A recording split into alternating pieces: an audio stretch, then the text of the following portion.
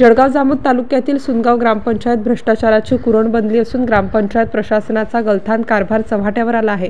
या संदर्भात प्राप्त माहितीनुसार सुनगाव येथील मिसाळ लेआउट येथे गेल्या 15 दिवसांपासून पाईपलाईन फुटलेली असून येथील नागरिकांची पाण्यासाठी भटकंती सुरू आहे। येथील नादुरुस्त पाईपलाईनचा खड्डा ग्रामपंचायत प्रशासनाने गेल्या 15 दिवसांपासून खोदून ठेवला असून अद्यापही येथील पाणी प्रश्न मिटलेला नाही। पाईपलाईन नादुरुस्त असलेल्या ठिकाणी खड्डा खोदण्यात आला आहे व त्यामध्ये मोठ्या प्रमाणात पाणी साचलेले असून त्या ठिकाणी रहदारीस मोठा अडथळा निर्माण झाला असून मिसाळ लेआउटमधून शाळकरी मुले जाणे येणे करीत असतात, परंतु या खोदलेल्या खड्ड्यामुळे त्यांना येण्या जाण्यास अडथळा निर्माण होत आहे।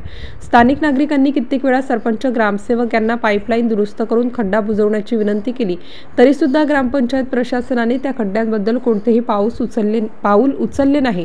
त्यामुळे नागरिकांमध्ये तीव्र नाराजी पसरली आहे। याबाबत वरिष्ठ अधिकाऱ्यांनी ग्रामपंचायत, सरपंच व ग्रामसेवक यांना धारेवर धरून ही समस्या मार्गी लावण्यात यावी अशी मागणी नागरिक करत आहेत। MCN न्यूज मराठीकरिता गजानन सोनटक्के, सुनगाव।